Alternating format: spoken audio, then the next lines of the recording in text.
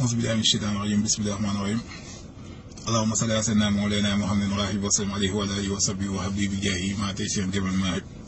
jërëjëf Cheikh Ahmadou Bamba Khadimu Rasuul jaam maam Cheikh Fall ñu ngi nuyu suñu frères ak sœurs chrétiens yi si nuyu bu sell di nuyu suñu mbokk jullit yi ñu ak taalibe suñu mbokk jullit nuyu bu tedd di leen siyaar si gàmmu gi ñu weesu ñaan barkeb Rasulullah sallallahu alayhi wa sallam ak yërmandeem ak xéewalam ak tawfiixam wàcc si umma islamique bu rawatina ñun Sénégal te si kattanu Rasulullah sallallahu alayhi wa sallam suñu borom tàkkale ñu Macky Sall ak nguuram ak France bi ko ngem nga xam ne état attelé boo xam ne day xeex l'islam ak xeex diine chrétien lépp luy valeur di nuyu nag nuyu bu kawee te tedd taalibe Cheikh Ahmadou Bamba Khadimu Rasuul jàmbaar ji nga xam ne lii ñu doon tey moom la il a combattu sans verser du sang et a mis à pied la machine coloniale muy Cheikh Ahmadou Bamba Khadimu Rasuul kenn la bokkul ak kenn bakk Cheikh la vidéo bi ñëw dama siy ñëw pour benn risque boo xam ne au niveau de ternir l'image yoonu murit dans les organismes yi nga xam ni de lutte pour les droits de l'homme la au niveau des ambassades au niveau des consulats mais au niveau de la presse internationale mais pire ñu dem sax ba dañuy cataloguer ci organisation violente wala organisation boo xam ne day bâillonner droit de l'homme day bâillonner liberté d'expression day bâillonner droit de l'homme day bâillonner liberté d'expression day bâillonner nit ki li nga xam ne mooy wàllam ñu joxoo ko piège boobu nag Macky Sall daf ko def bu ko jaarale Cheikh Bass te yaa jàpp naan tam damay seede tam man nit ki lu ma jubóowul ak yow su ni ngay doxee du ma la sosal Cheikh Bass jàpp naan yëgu ko wala xëy na ñi ko war comprendre ñu risque géopolitique yi am au niveau rayonnement international yoonu mouridisme ñu ngi mel ne Cheikh Bass dañuy liggéey di gas ngir amal yoon wi ndox yu wëgg image yoon wi si à l'international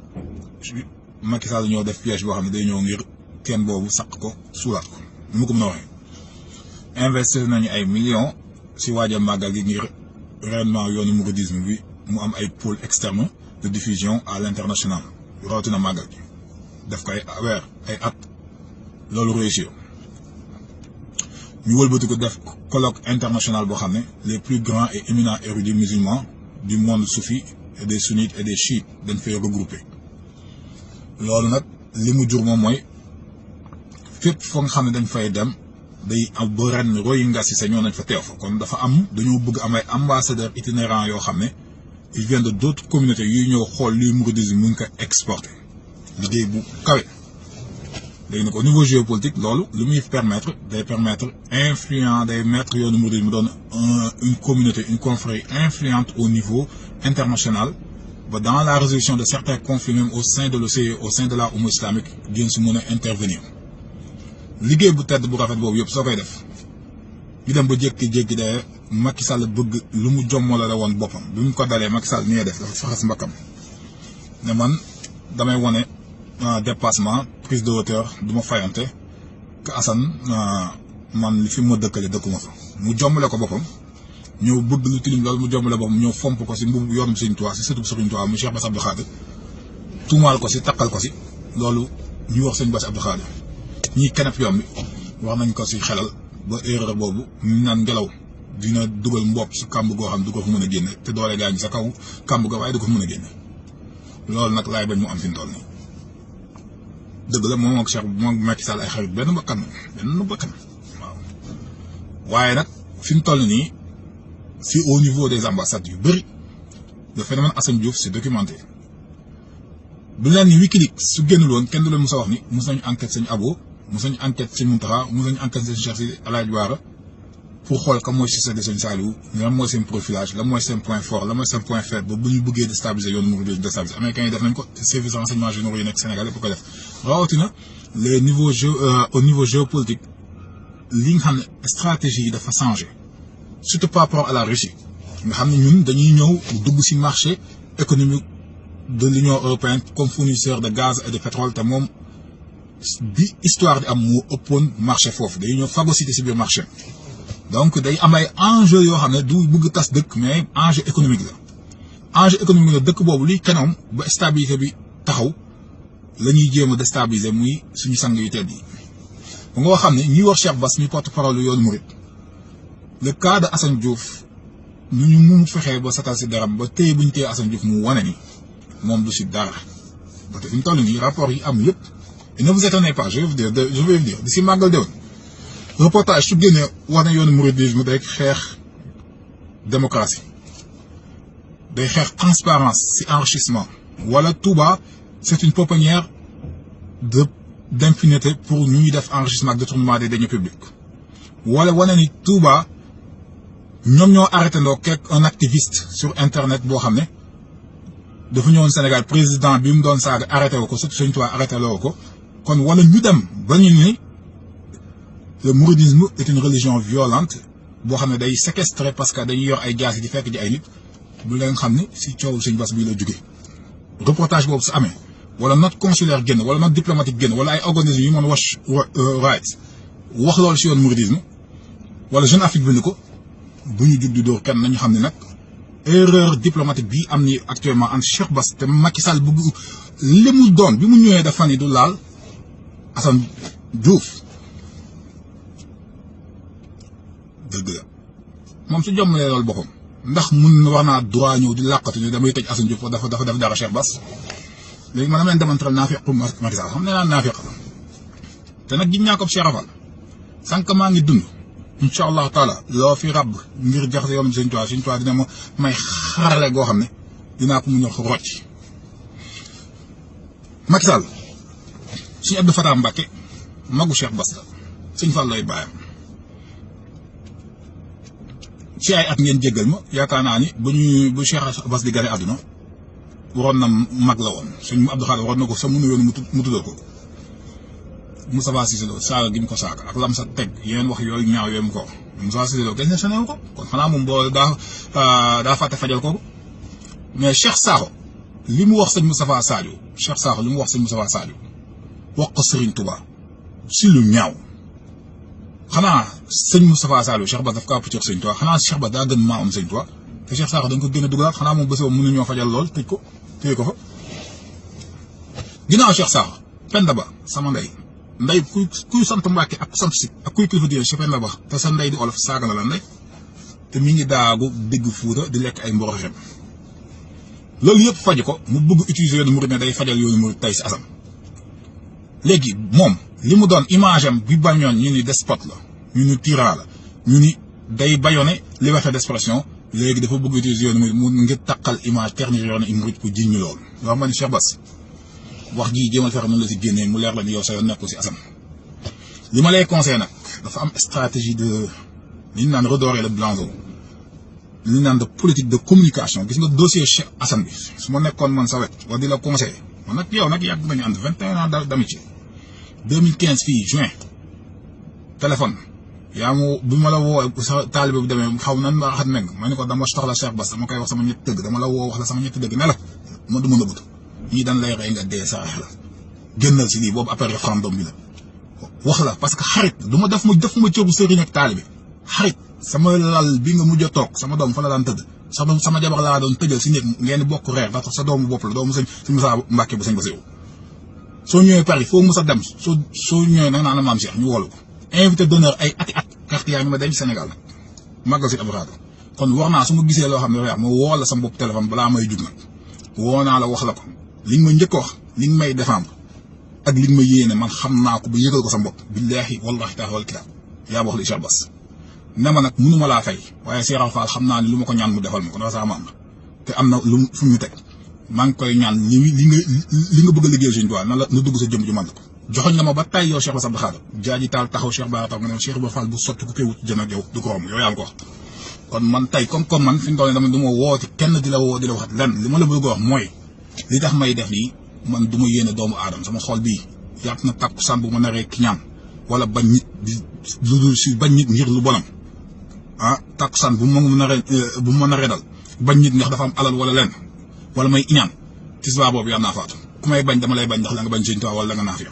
man nag bañuma la kenn du bañ si dul Sëñ Tuubaa waaye damay bañ liñ lay dugal politique yéeg yëpp dossier Atou Diagne ba yor nañ ko dossier Léna Sène bi yor nañ ko ñii dañ la bëgg utiliser yàqal la sa liggéey te sa maam soo toogoon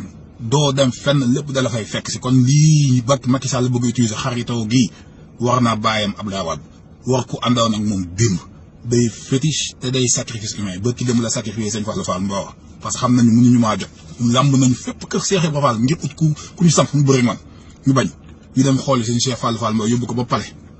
Cheikh ak moom ay mbir mu gën di yàq sama der kon li ma lay wax koo xam ne diviser ak luy yàq yoonu mur rek lay def kenn du ko dimbali kenn du xaritoog moom affaire Assane Diouf bii yow lañ si bëgg a taqal sa coow léegi sa coow lii la topp si coow Assane Diouf yi Macky Sall su la bëggoon dina ko éviter jàpp Assane ba muy ñëw te xam na ni Assane mënu ko jàpp na te Assane deful lu ñu koy jàppee sama carte d'identité woote naa ambassade ñu ngi may dawloo nee na machine carte d'identité dafa panne xoolal Macky Sall sax ci mën a def 2019 machine yi dafa carte d'identité nee na dafa panne kenn jotul sa carte d'identité sama carte d'identité sama carte électeur nee na machine yi dafa panne man jotuma sama dara dafa ko nar a retardé ba élection présidentielle jot mu bañ a joxaat nit ñi seen carte kon fi may lay jeexalee Cheikh Bass mooy lii ma lay dénk moom mooy yu mel nii su amatee ku mel ne Assane di wax si yow wala yu mel nii di ko def biñ ko jàppee rek war nga récupérer Assane mun doon nag sa gendarmerie boo xam ne sa xaj kay doon di la xeexal ak di boobu ñun doon xaju bu waa kër Sëñ Tuubaa ñu nekk nag sa la ñu war a nekk waaw suñ ko jàppoon si saa si nga jël sa oto ànd ak délégation def si ay triangle yu dul jeex dem seeti yaay Assane teg ko si loxoom mais maa ngi dem gisi Macky ak ministre de la justice ak ministre de l'intérieur wala procureur fexe libéré Assane suy génn bés boobu foo mu jugee ba Pikine nit ñi jeunes yi lañ siy topp ànd ak yow ba ñu egg ba Pikine nga teg nag caméra yeeg ñëpp toog nga xamal ko ni man taalibi rek laa bëgg a doon sama njural sama sët gi dama ko jëndee daa doon taalibi Sëñ Tuubaa sama der bi nag jaay naa ko Sëñ Tuubaa te sa njëkk mënu mu ko lekk ñaar yoon kon lu ñu si def rek Sëñ Tuubaa jaral na ma nañ ko si wax xool ñu def ko si waaye li ma leer ba leer ni mooy lu baax rek laa yéene ñëpp li may wax nag jéggal naa la ko ndax dangaa waroon a naan wala yàqu wala am loo def waaw dangaa am loo waroon a def wala lu yàqu si yow ndax soppeeku Sëñ Fall nga sama taalibe bàyyi nga mu ñëw si man ma defar la moo tax li nga may wax ak lépp jéggal naa la ko jël addiya gu dul ne ko da ngay jóge soog bi jóge bi di wér te na nga fa jógee nag rafetul lii maa la ko jàppalee lépp loo naqareet ubbil naa la sa bunt dugg di ñëwal ba si man waxtaan seeg man soo ko defoon Assane xam naa ngor gu nekk si moom boo xam ne ku la tuddati mooy saaga ne mooy doon sa topp di la défense doon sax di la défense léegi nag Macky Sall bëgg la utiliser pour terniraale yoonu image mouride ñuy mouride ñoo dem séquestrer avec arme blanc séquestration menace de mort dem jël Assane tiim ko loolu ñun duñ ko d'accord moo tax Maître El Hadji Diouf Alassane Sène ak képp ku mu doon maa ngi leen wax ngeen porter plainte contre ñooñu yor nañ vidéo yi yor seen menace kooku sant Mbaye ak ñi mu àndal ñu xool ndax ñeen leen téye jàppale ñooñu lañ war a dem tëj waaw ñooñu lañ war a dem tëj kon maa ngi jeexal fii vidéo bi di leen wax ni daal image yoonu mouride est mis en jeu parce que dañuy ñu tuumaal ni ñun ñooy droit de l'homme ñoo koy ñun ñooy bàyyoon nit ñi droit de l'homme nit ñi ak droit d'expression yi liberté d'expression yi di leen wax ni am na ay visées yoo xam ne visée stratégique la visée capitaliste la visée politique la ak visée mystique si wàllu privatisation ndox bii Mansour Faye bëgg def maa ngi si waajal master vidéo bu am solo master vidéo bu yéeme ngir yee leeral murit yi ak milliardaire murit yi lan moo si suñu taxawaay ak lu ñu si Sëñ Tuubaa di xaar si ñun ak lu si Sëñ Tuubaa bindoon ak lan moo si ñoom ñetti raison yooyu ak visée yooyu ñu def lu ñu si jublu dina leer nañ jub kocc et je défie après loolu képp ko xam ne ministère de l'hydraulique. maaleykum di jégalu dafa dagg vidéo ba dafa am ku ma doon woo waaye di wax ni vidéo ginnaaw loolu milliardaires yi nañu xam ne Sëñ Tuubaa mooy jox li ñu yor léegi waa ministère de l'hydraulique suñu paree ba ma def sama développement si wàllu ndoxu Touba bi visée yi nga xam ne Mansour Faye def na ko si ñeenti yooyu yi nga xam ne ay objectif la te Macky Sall mënu koon dénk keneen ku dul mbokkam ndaxte suñ koy def dafa am yoo xam ne bëggu ëllëg ku ko nettali ak yenn yoo xam ne am na yenn lobby yi nekk si ginnaaw ak loo xam ne France mi ngi ko siy joué ak loo xam ne tamit stratégie la à long terme si côté contrainte yu ñu mën a dugal Touba ak yenn enjeu en matière géopolitique sax soo xoolee wàllu ndox nu mu si amee doole naa si dikk boo woon leen milliardaires yi Sëñ Tuubaa dénk lañ yor nag ñoom lu si seen waruwaay manque d'équité procédurale bi nga xam ne nag moo am si kaaw Assane dañ ko def pour taqal yoonu murit kenn déggul sët maam El Hadji Malick Sy kenn déggul kenn te kilifa yëpp la waxal ñii nga xam ne nag ñi ngi menacé Assane ak di wax ju bëri Assane ba mu nekkee États-Unis la yàgg wax si mbàkke yi ñëw na ba ñëw Dakar di wax te kenn jugul mu nekk ba police tee ko ngeen di fëgg dënn ay tapet ngi mag a mag ngeen maa leen ko wax doo leen góor dëgg ba Assane nekkee si biti ngeen di wax comme saaga seen ndey ba ngeen tooy xet maa leen ko wax kon maa ngi jeexal fii vidéo bi ñëw ma leeral mbokki taalibe yi mbokki murit yi ak milliardaire murit yi lan moo nekk si Touba ak lan fii ak 50 ans lan lay dikk lan moo fay dikk ak lan mooy suñu réserve hydrique yi fa nekk ak yan mooy enjeu yi si nekk di sant Cheikh Ahmadou Bamba di xamal ni nag murit yi fii ak lañ may xaar mooy benn leadership décisionnel benn esprit visionnaire benn engouement entrepreneurial benn esprit innovateur boo xam ne dama koy mettre au service de la société nation sénégalaise mais en particulier de la communauté mouride ba ñuy jàngi nasaraan lépp lu ñu amoon ñëw jébbal ko Sëriñ Tuubaa moo taxoon duñu bàyyi nag ay maara yu gental daara yi gental la leen Sëriñ Tuubaa ba ñëw di xëccoog ñun lii kon nañ ko xeex ba génne leen si surtout Sëriñ Tuubaa yi yow war a nekk sax lañu war a nekk ils sont 99%. C'est une minorité de 1% corrompus des agents et courtiers politiques qui veulent ternir l'image du mouridisme te wareef la si bépp murid xam ne charit nga sooy xeex lu dul yoon ak injustice di xeex ak guerre di xeex ak politique rawatina nag France nga xam ni Macky Sall c'est le gouverneur Sëriñ Tuubaa France la doon xeex ba daan den ba jox ba France a ko daaneel élagement fita France a ko dàq képp sa murid France a ko rey képp kuy kilifa diine Aline Sitoé Diatta la Dior Albouri ñëpp France am doon xeex tous nos résistants di xeex France Macky Sall la jël suñu ressource jox ko France dina am ay da ngay noppi da ngay lii doomu sëriñ nga yooyu góobu ko man góobu ma xolal nit ñi suñu demee ma dem suñu demee ma dem su ñëpp booloon jàpp ma ak wétaliku laa si jamono Cheikh Abdou Lahad